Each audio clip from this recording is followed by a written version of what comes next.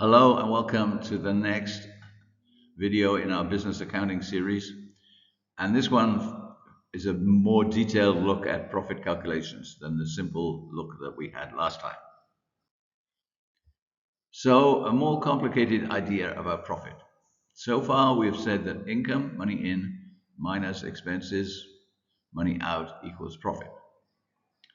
This is a grade 8 view of profit. But as you get to higher grades, it gets more complicated.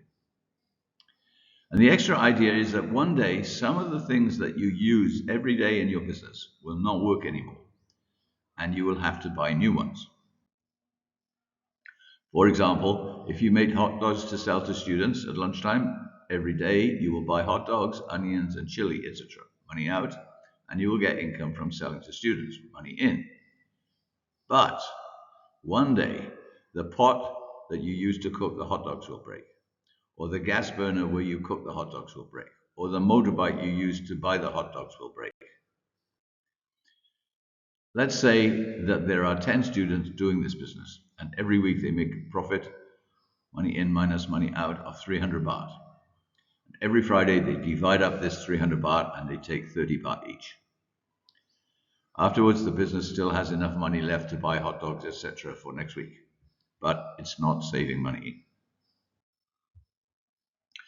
One day, after they have been doing business for 2 years, the handle breaks off the cooking pot and cannot be mended. They need to buy a new one, but a new one will cost 600 baht, and the business doesn't have any money.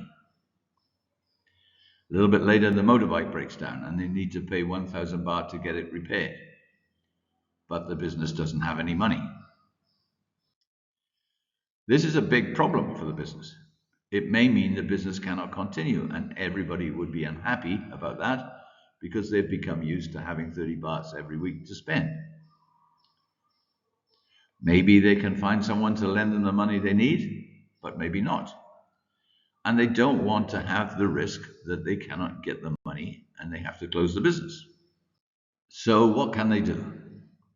Step one, they have to agree with the idea that some things the business uses will break one day, even if they look as strong this week as they did last week. Now, this step may seem very obvious, but a lot of people ignore it. They see a cooking pot made of metal and they think it will never break. Or they see a new car and they think it will be a long time before it needs to be replaced. Okay, step two, they have to save some of their profit every week so that when something breaks, they have money to replace it or mend it.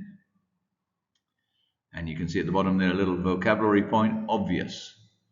This step may seem very obvious. Obvious means something that anyone, even a child, can understand. Okay, step three. The usual accounting way to do this is called depreciation. Depreciation. What you do is you guess how long things will last. For example, you might say that your cooking pot will last for 3 years, your gas burner for 7 years, and your motorbike for 10 years. Of course, this is guessing, and you could be wrong. Something could break tomorrow, so you need to be careful. So at the bottom here, you have a definition of depreciation. It's a noun, but there's also a verb to depreciate something. Depreciate means to slowly lose its value as something becomes older. So depreciation in accounting is saving money so that when something needs to be replaced, there's money to replace it. If you're not sure and you think your cooking pot could be okay for 3 to 5 years, assume that it will only last 3 years. Then, if it only lasts 3 years, you have the money ready to replace it. If it lasts 5 years, you will make a bit more profit than you thought, but that's okay. So, summary so far. Until now, we have said that profit is income, money in, minus expense, money out. Now we're saying that it also needs to minus depreciation, which is savings for replacing things we use to do our business. So we've got to save that out of our profit figure. So how do we decide how much? In accounting, there are several different ways, but you don't need to know all of them. For the most popular one, you start with the price of the thing and how long before you need to replace it. So your motorbike costs 20,000 baht and you think it will be good for 10 years. Then you divide the price by the number of years. For example, motorbike price was 20,000 baht. You divide it by 10 years, and so you get 2,000. So you'll reduce your profits by 2,000 baht per year. So we're saying that every year you have to use 2,000 baht of your profits so that when the motorbike will not run anymore in 10 years' time, you have enough money to buy a new one. And you need to do this for everything that you use that will need to be replaced one day. And usually businesses make a table like this. So we have in the left-hand column the thing that we are calculating for, the bike, the pot, the gas burner. Then the next column we have the price, 20,000, 300, 1,000. The expected life, 10 years, 3 years, 7 years.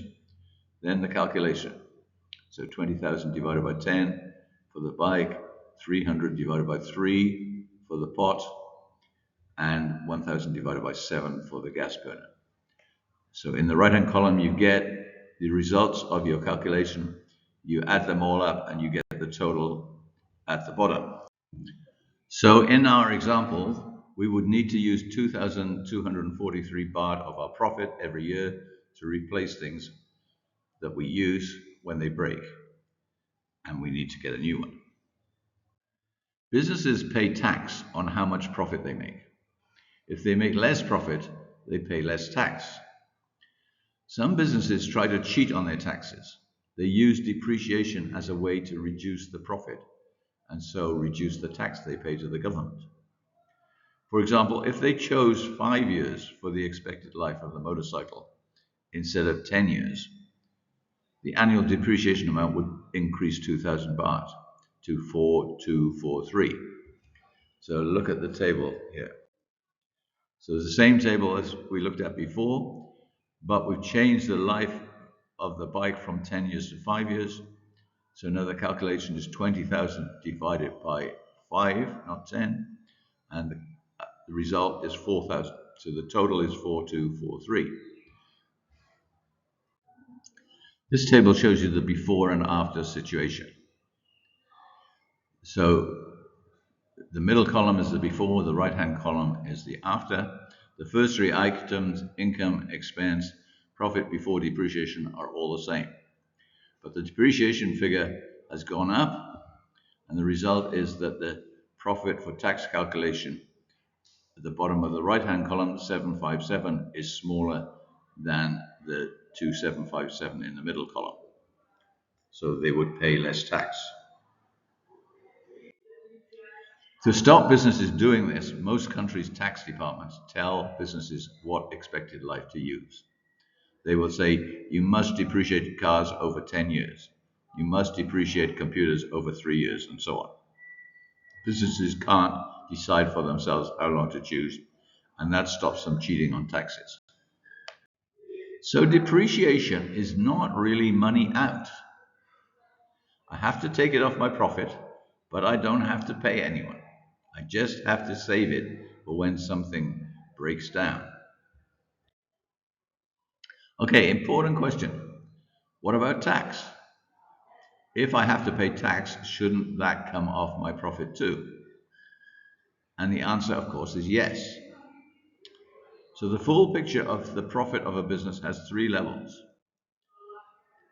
The top level, what we started with in the previous video, income 8,000 minus expenses 3,000, gross profit 5,000.